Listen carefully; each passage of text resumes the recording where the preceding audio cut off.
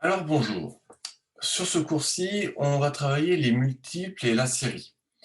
Je vais faire une petite vidéo dans laquelle je vais vous présenter les objectifs, pourquoi on voit ce thème-là, la série et les multiples. Et puis on va s'appuyer sur quelques exemples assez connus de l'art contemporain, histoire de vous faire un peu de culture générale. La vidéo va durer un peu moins de 10 minutes. Vous allez être interrogé par la suite sur un test qui a lieu avec du vocabulaire et du coup, ça sera sur une deuxième partie de notre vidéo où je vous présente les différents terminologies concernant les multiples et les séries. Alors, pourquoi on voit ça?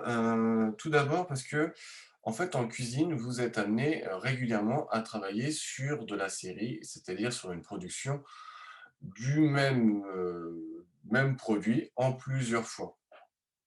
Ne serait-ce que quand vous créez des séries de choux, quand vous, reproduisez à plusieurs fois, la même assiette parce que vous avez pris un menu qui a été choisi par plusieurs clients.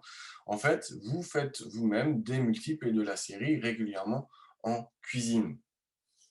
On va aussi, voir nous, d'un point de vue artistique, que en fait, le fait de travailler en série va entraîner, une réflexion sur la valeur de l'œuvre lorsqu'elle est reproduite et qu'il va y avoir aussi des qualités qui vont émaner de la façon dont on produit. On va voir avec des exemples, en fait, on a des artistes qui, en fait, ont travaillé toujours sur le même thème, plusieurs séries, qui sont par exemple, on va voir Monet, on va voir Hokusai, qui ont choisi toujours le même thème. Comme vous pouvez choisir toujours de réaliser toujours le même plat. Mais à force de le faire, de le répéter, ils ont découvert d'autres choses, ils ont découvert des techniques, ils ont, en fait, vu des petites différences dans chacune des séries qu'ils faisaient. En observant, en fait, les différentes productions, ils se sont rendus compte que, il y avait des choses à garder, à retenir. Ça, c'est une grande valeur du travail en série. Quand on travaille sur le même thème, on essaie de refaire plusieurs fois la même chose, et ben, on peut observer des qualités, des défauts et venir corriger les différents éléments. Et puis, on va avoir aussi que quand on essaie de reproduire plusieurs fois le même élément, et ben, on va trouver des techniques particulières de reproduction qui vont avoir des effets. Vous-même, vous travaillez avec des techniques particulières pour produire plusieurs fois la même assiette, par exemple, ne serait-ce que parce que vous travaillez avec des moules, parce que vous travaillez avec des grands fours qui nous permettent de mettre plusieurs éléments à l'intérieur. Voilà, il y a pas mal de choses. Nous, en art, on a les procédés photographiques, les photographies de série, sans parler du numérique qui nous permet de faire le fameux dupliquer ou copier-coller. Il y a quelque chose à apprendre sur sa propre pratique dès qu'on travaille sur de la série. Donc je vais vous proposer de voir un petit peu, ce que les artistes ont pu y découvrir et puis, du coup vous, d'être amené à essayer de créer des séries pour voir ce que vous pouvez y gagner. On remarquera aussi, on fera un petit tour sur les différentes terminologies. Ça, j'y reviendrai dans une dernière partie. Ce qui est important, c'est quand on travaille sur une série ou quand on travaille sur une multiple production, c'est d'avoir un bon protocole. C'est-à-dire qu'on essaie de toujours de mettre en place la même manière de travailler, et puis on doit travailler aussi à améliorer ce protocole. Alors on va commencer par rapidement découvrir quelques œuvres majeures, en fait, travaillées autour de la série ou du multiple. La première, c'est, des œuvres de Kusai, qui est un peintre japonais, du début du siècle dernier, enfin même celui d'avant, qui a réalisé plusieurs œuvres représentant le mont Fujiyama. Et donc constamment, vous voyez, en fait, on parle bien d'une série dans le sens où à chaque fois on a un point commun. C'est à ça qu'on peut reconnaître une série, c'est qu'on a un thème commun. Mais les tableaux ne se reconnaissent pas pour autant, ne sont pas toujours les mêmes. C'est juste qu'il a choisi un point commun pour réaliser une série avec une multiple d'œuvres différentes. Donc là, il y en a quelques-unes. En tout, il y en a 36 en fait qui ont été réalisées. Et à chaque fois, on a le mont Fujiyama dans un décor. Le but du jeu pour Okusai était de mettre en valeur la nature et le mont Fujiyama qui est le monument naturel du Japon. Un autre artiste qui a travaillé également sur la série, c'est Paul Cézanne. Alors, Paul Cézanne, c'est vraiment une recherche scientifique en fait de son travail qui consiste à chaque fois représenter constamment la colline, la montagne Sainte-Victoire près d'Aix, où il habitait, et d'essayer de voir de quelle manière la représenter au mieux, de voir ses différents changements, d'essayer de travailler sur sa matière, et cetera. Donc toujours le même thème, mais je me déplace, je mets en valeur le sujet, le fait d'en avoir une profusion aussi de tableaux, mais d'autant plus en valeur notre sujet commun qui est la montagne Sainte-Victoire ici. Voilà, encore plusieurs. Donc, vous voyez, il varie les techniques, il essaye, il découvre différentes époques. Monet a travaillé sur le même principe, à Rouen notamment, avec la cathédrale. Il a réalisé une trentaine de toiles. Là, on va voir que le protocole est beaucoup plus strict, étant donné qu'on a quasiment toujours le même angle de vue, toujours à peu près la même partie de la cathédrale, c'est-à-dire le parvis, le devant de la cathédrale. Simplement, il l'a peint à différentes heures de la journée, selon différents climats, sous la brume, la pluie, etc., etc. Donc, à chaque fois, il a un protocole très strict, toujours le même angle de vue, toujours le même format, et c'est ces petites variations de lumière qui va ressortir en fait de ce tableau. Au final, là, c'est un peu différent. Monet finit non plus par peindre la cathédrale, mais la lumière sur la cathédrale. On va avoir un photographe très connu qui s'appelle Evans Walkers, qui va aussi avoir réalisé un ensemble de photographies, notamment il va avoir fait des recherches sur les habitations en Amérique au début du siècle dernier, et il va avoir fait plein de photos, toujours le même protocole, toujours la façade de la maison, toujours en noir et blanc, pour essayer justement d'avoir une archive, une démarche documentaire de à quoi ressemblaient les maisons à l'époque. Donc là encore, on a un protocole, retenez ce type-là, où on a toujours des photos en noir et blanc, toujours de façade, toujours avec une lumière rasante pour mettre en valeur les différentes parties. Ici, on va retrouver un monsieur qui s'appelle Mondrian, qui est très connu pour ses toiles abstraites, mais qui a commencé aussi par du figuratif et qui a représenté en fait un arbre. Et vous avez vu que progressivement, ces techniques vont changer pour arriver à des toiles de ce type-là, où c'est encore un arbre. On a le titre qui nous aide à le voir. Et en fait, c'est une recherche, là encore, technique, le même thème, le même sujet, mais je cherche à le représenter de différentes manières pour répondre à mon interrogation sur l'arbre et sa nature.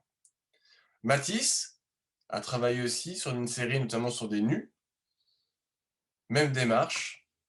Les Bécher, notamment, sont très connus dans le monde de l'art contemporain et de la photographie pour un ensemble de photos très documentées, avec un protocole très strict, un peu à la manière des Vance Walkers qu'on a vu précédemment. Et vous voyez, à chaque fois, toutes ces photos sont notamment montées en polyptyque, c'est-à-dire qu'on a plein de photos présentées les unes à côté des autres, notamment pour pouvoir avoir cette richesse de comparaison et ces points communs que l'on peut retrouver d'un château d'eau à un autre, d'une maison à un autre, etc. Un autre grand monsieur de la série, ça va être Andy Warhol. Lui, il va être dans une démarche de pop culture, notamment parce qu'en fait, il va profiter des nouveaux procédés de production, qu'est la sérigraphie, pour reproduire plusieurs fois le même modèle avec des variations de manière assez facile.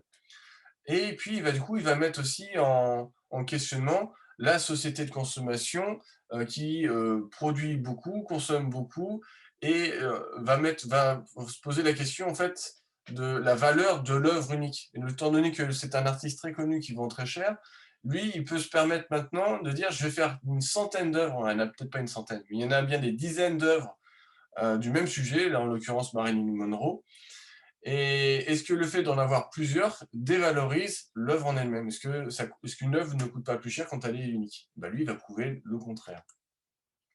Ici, vous avez Mao, et il a été très connu aussi pour les soupes Campbell, qui étaient dans tous les foyers américains. Donc, même par son sujet, il prend un sujet très commun qu'il y a dans toutes les cuisines américaines à l'époque. C'est une boîte de soupe, comme une boîte de conserve. Et le fait de la multiplier, d'en faire plein, lui donne aussi une certaine richesse, une certaine valeur. Un autre monsieur aussi intéressant qui a travaillé sur la série, c'est plus contemporain. Il va notamment travailler sur la production en série. Ça va être Mac Hollen. Et lui, il va faire des choses étranges, il va créer des séries. Alors on va croire que c'est des multiples, dans le sens où on va avoir la sensation que c'est toujours le même produit.